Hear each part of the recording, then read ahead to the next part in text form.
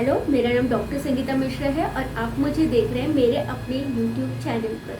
मेरे इस चैनल पर आप सबका दिल से स्वागत है। आज हम बात करने वाले हैं,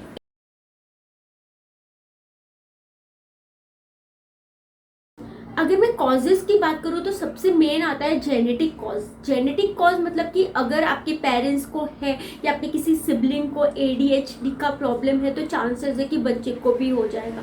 सेकंड मैं बात करती हूँ ड्यूरिंग प्रेगनेंसी मदर का स्टेट कैसा है, वो कौन कौन से मेडिकेशंस ले रही है। कई बार क्या होता है प्रेगनेंसी प्रिवेंट करने के लिए वो अबॉर्शन के पिल्स वगैरह ले लेते हैं, अल्कोहल वगैरह कंज्यूम ज़्यादा करती है, स्मोकिंग ज़्यादा करती है, तो चांसेस है कि बच्चे के अंदर एडीएच के चांसेस ज़्यादा हो जाते हैं। अगर मैं एनवायरनमेंट की बात करूँ तो जैसे पोल्यूशन है, बहुत सारी टॉक्सिक गैसेस होती है, बहुत सारी जैसे लेड है, या हम जब रोड पर ट्रैवल करते हैं तो उससे जो टॉक्सिक गैसेस आती है, कहीं ना कहीं ये सारी चीज़ें भी रिस्पॉन्सिबल होती है। ब्रेन का, अगर ब्रेन का डेवलपमेंट बराबर से नहीं हुआ है, प्रीमेच्योर बेबी है, बर्थ वेट कम है, तो ऐसे केसेस में भी एडीएचडी का पॉसिबिलिटीज देखा गया है।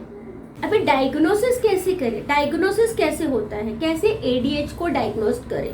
सबसे पहले जो मदर होती है या फैमिली मेंबर्स होते हैं उनको एडीएच के बारे में इंफॉर्मेशन रखना बहुत इम्पॉर्टेंट है, क्योंकि अगर आपको नॉलेज होगा, अगर आपको पता होगा इसमें क्या क्या होता है, तभी आप उसको डिटेक्ट कर पाएंगे। और अगर आप डिटेक्ट कर पा रहे हैं तो बच्चे को अर्ली हेल्प हो जाएगी। अगर पता ही नहीं है, माइंड को मालूम ही नहीं है आपको क्या क्या होता है उसके अंदर, तो आप उसको डॉक्टर के पास लेकर ही नहीं जाएंगे, क्योंकि आपको समझ नहीं आ रहा है। वंस यू अंडरस्टैंड, एक बार आपको उसको इन्फॉर्मेशन मिल गया तो आपके अंदर नॉलेज आ गया, और उस नॉलेज के तहत आप बच्चे को हेल्प कर सकते हैं, उसको राइट टाइम पर ट्रीटमेंट दिलवा सकते हैं। क्या होता है कि एडीएचडी का स्टेजेस होता है, कौन कौन से स्टेज में है, मतलब अर्ली में है, मॉडरेट में है, लेट स्टेज में, तो उसी के हिसाब से आप उसको ट्रीटमेंट दोगे। अर्ली स्टेज में तो आपका जल्दी ट्रीटमेंट हो जाएगा, बच्चा वो रिकवर हो जाएगा। मॉडरेट में लेकर जाएंगे और टाइम लगेगा, सीवियर में लेकर जाएंगे और ज्यादा टाइम लगेगा, और उसी के हिसाब से स्कोप भी कम ज्यादा होते जाएगा। जितने जल्दी ले जाएंगे उतने जल्दी बच्चे के ठीक होने के स्कोप बढ़ जाते हैं। फिर टीचर की रिस्पॉन्सिबिलिटी आती है, क्योंकि जब टीचर स्कूल में जाता है तो कहीं ना कहीं टीचर ही उसको पिक करती है कि अच्छा बच्चे के अंदर इस तरह की प्रॉब्लम है, तो यहाँ पर टीचर का रोल बहुत ज़्यादा बढ़ जाता है। वो पेरेंट्स को बताती है कि आपके बच्चे के अंदर ये प्रॉब्लम है। ऐसे ही हम किसी को एडीएचडी का लेबल नहीं दे सकते हैं पहले, क्योंकि बहुत सारे बच्चे होते हैं जो इन जनरल भी हाइपर एक्टिव होते हैं, कोई कोई बच्चे बहुत इम्पेशेंट होते हैं, बहुत सारे बच्चे जो होते हैं इम्पल्सिव होते हैं। तो किसी बच्चे को एडीएचडी लेबल करने के पहले आपको प्रॉपर तरीके से डायग्नोस करना पड़ेगा कि सचमुच में उसको ये प्रॉब्लम है कि नहीं है। तो उसके लिए क्या करना पड़ेगा, आपको आपके डॉक्टर के पास लेकर जाना पड़ेगा। तो वो सर्टेन क्वेश्चंस पूछेंगे, उस से पेरेंट्स से उसके बारे में डिटेल लिया जाएगा, बच्चे के बिहेवियर के बारे में, बच्चे के टेम्परामेंट के बारे में, वो किस तरह से बिहेव करता है, उसका कंसंट्रेशन कैसा है, उसकी लर्निंग एबिलिटी कैसी, ये सारी चीज़ों के बारे में डिटेल में स्टडी करते हैं। फिर आपके डॉक्टर डिसाइड करते हैं कि बच्चे को एडीएचडी का प्रॉब्लम है या नहीं है। तो अगर आपके बच्चे में कुछ इस तरह की सिम्टम्स देखते हैं, आप पैनिक मत होइए, आप उसको डॉक्टर के पास लेकर जाइए, आपको पता चलेगा कि एग्जैक्टली ये किस चीज़ की वजह से हो रहा है। उसको एडीएच है भी या नहीं वो आपको समझ में आएगा। क्या होता है खेलने में, जैसे आप कुछ गेम खेल रहे हो तो उसमें कुछ इंस्ट्रक्शन दिए, वो बच्चा क्या करेगा, उसको फॉलो नहीं करेगा, उसका ध्यान नहीं होगा। स्कूल में जब वो जाएगा, कुछ उसको क्लास में टीचर सिखा रही है, फोकस नहीं होगा, ध्यान नहीं लगेगा, वो कुछ और ही सोचते रहेगा, कुछ और ही करते रहेगा। रेस्टलेस बच्चा क्या करेगा, एक जगह अगर आप वो बेंच पर बैठा है तो वो खुद भी नहीं स्टडीज करेगा, यहाँ वहाँ मस्ती करेगा, और दूसरे बच्चे का भी माइंड कहीं ना कहीं डाइवर्ट करने की कोशिश करेगा, डिस्ट्रैक्ट करने की कोशिश करेगा। एक जगह वो लोग बैठ नहीं सकते हैं, यहाँ से वहाँ, यहाँ से वहाँ, वहाँ से वहाँ घूमते रहेंगे, और उससे क्या होगा, क्लास में भी जो डिस्टर्बेंस होता है तो उसकी वजह से टीचर पिक कर सकती है। एडीएचडी के बच्चों को लर्निंग डिसेबिलिटी होती है, मतलब मेमोराइज करने में प्रॉब्लम होता है, लिखने में प्रॉब्लम होता है, डिसलेक्सिक टाइप के होते हैं, क्योंकि उनका ध्यान नहीं होता है ना, फोकस नहीं होता है, टेंशन नहीं होता है, माइंड यहाँ वहाँ घूमते रहता है, तो उसको इस तरीके से डायग्नोज किया जाता है। और ADHD का अगर बोला जाए तो ट्रीटमेंट कुछ नहीं है, बहुत सारी थेरेपीज है जिसको लेकर आप बच्चे को दे सकते हैं और उसकी लाइफ को और बेटर बना सकते हैं। अभी इसमें किस तरह से मेडिसिन दिया जा सकता है?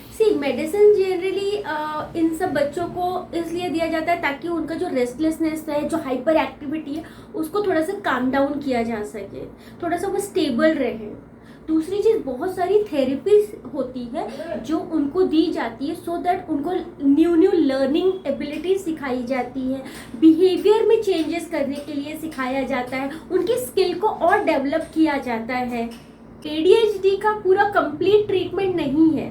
अगर आप बोले कोई मेडिसिन इसके लिए ले ले और ये पूरा ठीक हो जाएगा, तो ऐसा नहीं होता। बहुत सारी थेरेपी, बहुत सारी मेडिसिन के हेल्प लेकर, प्लस पेरेंट्स और टीचर्स, ये सारे लोग मिलकर एक बच्चे में बहुत सारा चेंजेस ला सकते हैं। प्लस सोसाइटी के लोग भी, जहाँ पर अगर हम इस तरह के बच्चे को देखते हैं, उनका मजाक बनाते हैं, उनके ऊपर हंसते हैं, उनके ऊपर जजमेंट पास करते हैं, नेगेटिव कमेंट्स पास करते हैं, तो कहीं ना कहीं हमें अपने अंदर सुधार करके इन बच्चों को थोड़ा सा प्रमोट करना है, उनका मॉरल डाउन नहीं करना है, क्योंकि उनका कॉन्फिडेंस लो होता है, क्योंकि कहीं ना कहीं वो एक्सेप्टेंस सोसाइटी से नहीं मिलता है। ऐसे बच्चों को वो गलतियां करते हैं, वो जानबूझकर गलतियां नहीं करते हैं, उनके ब्रेन में कुछ इस तरह के चेंजेस होते हैं जिसकी वजह से वो करते हैं। तो आपको थोड़ा अंडरस्टैंड करना पड़ेगा, थोड़ी ह्यूमैनिटी दिखानी पड़ेगी। ये आपको नहीं, हम सबको दिखानी पड़ेगी, ताकि हम ऐसे बच्चों को और प्रमोट कर सके, उनको हेल्प कर सके, ताकि उनकी लाइफ जो है ना बेहतर बन सके, बेटर बन सके। होता है ना, ये बच्चों को ये सब प्रॉब्लम होता है ना, जब स्कूल में वो कंसंट्रेट नहीं कर पाते हैं, स्कूल में मतलब एकेडमिकली वो पीछे रह जाते हैं, उनका लर्निंग डिसेबिलिटी आ जाता है, लर्न नहीं कर पाते बराबर से, तो क्या होता है, उनको इम्पोर्टेंस नहीं मिलता है। स्कूल में अगर एक बच्चा जो स्टडीज में बहुत अच्छा है तो सब टीचर उसको अप्रिशिएट करेंगे, लोग उसको अप्रिशिएट करते रहते हैं क्योंकि वो स्टडीज में अच्छा है। लेकिन जब ये ऐसे बच्चे जब स्टडीज में पीछे जाने लगते हैं, वो बाकी सारी चीज़ों में अपना इंटरेस्ट नहीं दिखाते, तो इनको लोग निगलेक्ट करते रहते हैं, इग्नोर करते हैं, क्रिटिसाइज करते रहते हैं, हंसते हैं। कहीं ना कहीं समाज में इनको हंसी का एक सोर्स बना लिया जाता है, उनका मजाक बनाया जाता है। प्रॉब्लम किसी को भी हो सकती है, कभी भी हो सकती है। तो जो प्रॉब्लम अगर हमें होती है, हमें हर्ट करती है, तकलीफ करती है, तो हमें इतनी सेंसिटिविटी रखना होगा कि वो किसी और को हो रही है तो एटलीस्ट उसका मजाक नहीं बना पाए। किसी चीज़ को ठीक नहीं कर सकते तो आपको कोई हक नहीं बनता है कि आप इस तरह के कमेंट्स पास करें या फिर उनको डाउन फील करवाएं, क्योंकि दुनिया में कोई भी परफेक्ट नहीं होता है, ना आप, ना हम, ना वो बच्चा। भगवान ने हर एक को एक यूनिक बनाया है और उसके अंदर एक यूनिक क्वालिटी दी। अगर आप उसको देख सकते हो तो देखिए, नहीं देख सकते हो तो एटलीस्ट है ना, बच्चे के साथ इस तरह से बिहेवियर नहीं होना चाहिए। चाहे साथ में बैठता है उसके फ्रेंड्स हो, चाहे वो उसके बाकी क्लासमेट्स हो, चाहे उसकी टीचर हो, मजाक उड़ाने का हक किसी को नहीं है। अगर आप ठीक कर सकते हो तो ठीक करिए। अगर आपने इसका ट्रीटमेंट नहीं लिया तो क्या होगा? अगर आप इसका ट्रीटमेंट नहीं लेते तो बच्चा जो है ना एकेडमिकली बहुत पीछे चला जाता है, उसका कंसंट्रेशन कहीं ना कहीं वीक हो जाता है, वो अपने आप को प्रेजेंट नहीं कर पाता है, जो क्लास में जो जिस तरह से परफॉर्म करना चाहिए, बाकी कोई एक्टिविटी जो सीखनी चाहिए वो नहीं सीख पाता है, तो इसकी वजह से वो पीछे होता जाता है। प्लस ये जो सोसाइटी में, जो हमारी सोसाइटी में जिस तरह का बिहेवियर होता है इन बच्चों को लेकर, तो कहीं ना कहीं वो बच्चा एकदम सेल्फ स्टीम उसका ख़त्म हो जाता है, लो कॉन्फिडेंस में आ जाता है। हम इसको प्रिवेंट कैसे कर सकते हैं? अगर मैं प्रिवेंशन की बात करूँ तो बहुत तरीके से हम इसको प्रिवेंट कर सकते हैं। ADHD का अवेयरनेस क्रिएट करके, मतलब सब लोगों को ADHD के बारे में पता होना चाहिए। ज़रूरी नहीं है कि आपको वो प्रॉब्लम है इसलिए आपको पता होना चाहिए, नहीं, आपको वो प्रॉब्लम नहीं है ना तो भी आपको पता होना चाहिए, जिससे आपके अंदर नॉलेज रहेगा, आप अपनी और दूसरों की हेल्प कर सकते हैं। इसलिए आपको पता होना बहुत इंपॉर्टेंट है। दूसरी चीज़, काउंसलिंग, टीचर की काउंसलिंग, मदर की काउंसलिंग, ये बहुत इंपॉर्टेंट है, सो दैट आप उस बच्चे के साथ सही तरीके से बिहेव करें, सही तरीके से ट्रीटमेंट करें और वो बच्चे का जो है ना लाइफ अच्छा बने। वर्स्ट नहीं बने।